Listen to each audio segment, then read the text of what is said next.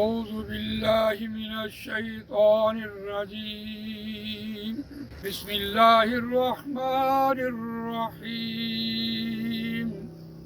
مثل الذين ينفقون أموالهم في سبيل الله كمثل حبة أنبتت 7 سنابل في كل سنبلة 100 حبة والله يضاعف لمن يشاء والله واسع عليم آمنت بالله صدق الله العظيم رب اشرح لي صدري ويسر لي أمري واحلل عقدة من لساني يفقهوا قولي اللهم أرنا الحق حقا وارزقنا اتباعه وأرنا الباطل باطلا وارزقنا اجتنابه آمین یا رب العالمین۔ دوستو اور بزرگوں، سورہ بقرہ آیت نمبر 261 آپ کے سامنے تلاوت کی ہے اور یہ تیسرے پارے کا چوتھا رکوع یہاں سے شروع ہو رہا ہے۔ مضمون کے اعتبار سے سود کا مضمون 3 رکوعوں پر مشتمل اور یہ مرکزی مضمون اس کا تیسرے رکوع میں بیان ہوا، لیکن سود ایک ایسا ایلیمنٹ ہے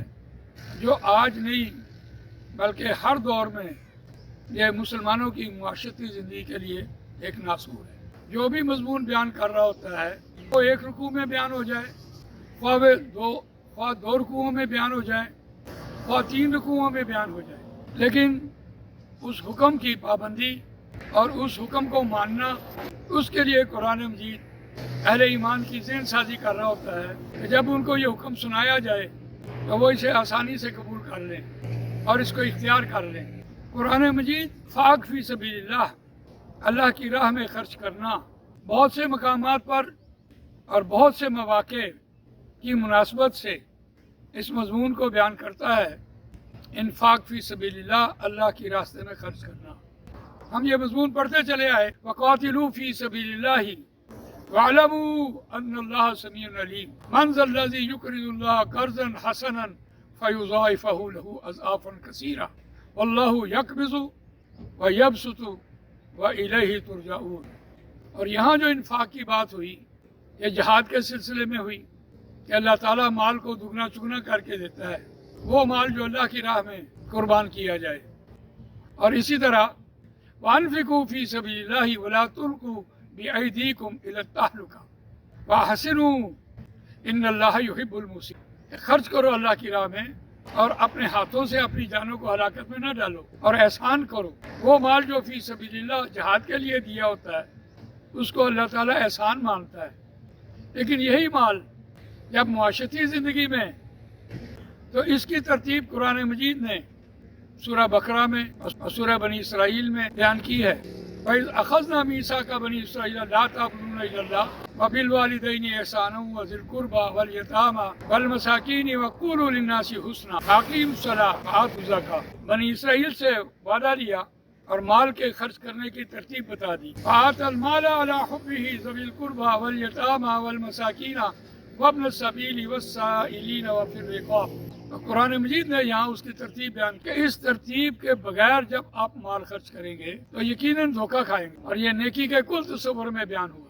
والدین، عزیز و اقربا، یتیم، مساکین، ترتیب بیان ہوئی۔ لیکن کمال بات یہ ہے کہ آج کی دنیا میں سود ایک ایسا ایلیمنٹ ہے اور ایسا ناسور ہے کہ اللہ تعالیٰ نے اس کی سزا الذین یأکلون الربا لا یقومون الا کما یقوم الذی یتخبطہ الشیطان من المس ذالک بأنہم قالوا انما البیع مثل الربا فأحل اللہ البیع وحرم الربا۔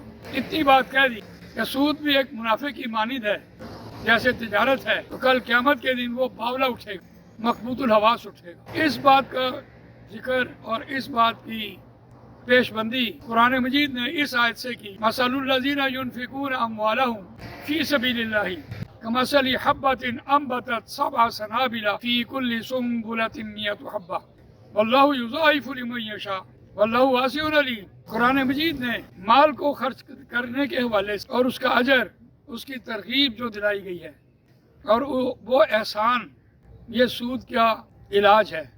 سود کے اصل معنی زیادتی کے ہیں، ربا، کسی شخص کی محنت شامل نہ ہو اور وہ دھرے ہاتھ بیٹھے پیسے کما رہا ہو اور اس کو بیٹھے بٹھائے پیسے مل رہے ہو۔ وہ پیسے انسٹالمنٹ کے حوالے سے بھی ہو سکتے ہیں इंटरेस्ट जो आप कह रहे होते हैं उसके 1000 नाम हमने बनाए। बस बैठे बिठाए बगैर मेहनत के पैसा कमाना। ये इंस्टॉलमेंट्स जो हैं ज़रूरत की चीज़ है और पैसे नहीं हैं, और आपकी मजबूरी को ख़रीदा जा रहा है। 10,000 रुपये की चीज़ है और आपने इंस्टॉलमेंट्स में वो 20,000 रुपये देने हैं। अगर वो जाते ही ख़राब हो गई आपने तो उसे 20,000 देना ही देना। गोया उस सूद की या उस ज़्यादती एक दाना इससे तशबीह दे के की है।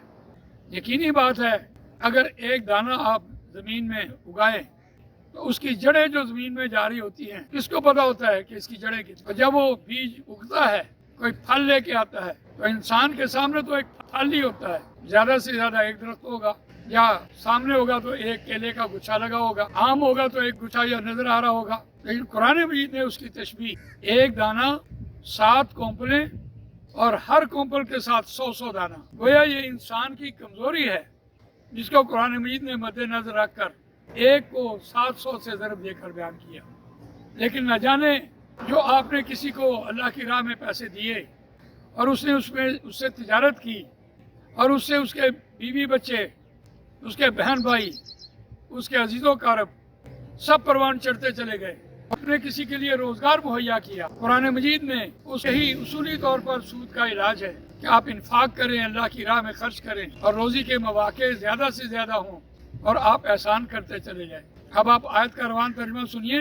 मसलुल्लज़ीना युनफ़िक़ूना अम्वालहुम फ़ी सबीलिल्लाहि, मिसाल उन लोगों की जो खर्च करते हैं अपने मालों को अल्लाह की राह में। गोया अल्लाह की राह में फ़ी सबीलिल्लाह से मुराद अगर उसकी चोटी देखी जाए वो तो इकामत दीन होगा, लेकिन उसके अलावा आप जहाँ भी माल खर्च करेंगे तस्लीम किया जाएगा, बशर्ते के उसमें रिया ना हो, बशर्ते के उसमें एहसान जतलाना ना हो, बशर्ते के उसमें हसद ना हो, तो यकीनन उसके बदले अल्लाह ताला उसे हर दाने के बदले 700 जो हमारी गिनती है वो देगा। मसलुल्लज़ीना युनफ़िक़ूना अम्वालहुम फ़ी सबीलिल्लाहि कमसली हब्बतिन, मानिंद मिसाल एक दाने की सी है। अम्बतत सबअ सनाबिला, वो उगाता है 7 कोंपलें, फ़ी कुल्ली सुम्बुलतिन मियतु हब्बा, और हर एक सुम्बल में, हर एक कोंपल में, हर एक खोशे में मियतु हब्बा। वल्लाहु युज़ाइफ़ु लिमन यशा, से उसके जिसे वो चाहता है। जिसे चाहने से मुराद ये है आपका माल पाक हो, खालिस अल्लाह के लिए हो और उस शख्स की मदद करना हो और ना उसके पीछे एहसान जतलाना। अगर ये सूरत हाल पैदा हो जाए तो यकीनन सूद तो दूर की बात है, इंसान भी खुशहाल होगा और मौके, रोजगार के मौके भी हासिल हो। वल्लाहु वासिउन अलीम, और अल्लाह बड़ी वुसअत वाला है और वो जानने वाला है। अल्लाह ताला मुझे आपको कुरान मजीद पढ़ने, समझने, इस पर अमल करने, इसको दूसरों तक पहुँचाने की तौफीक देना। सुब्हानक अल्लाहुम्मा व बिहम्दिका नशहदु अल्ला इलाहा इल्ला अंता नस्तगफिरुका व नतूबु इलैक।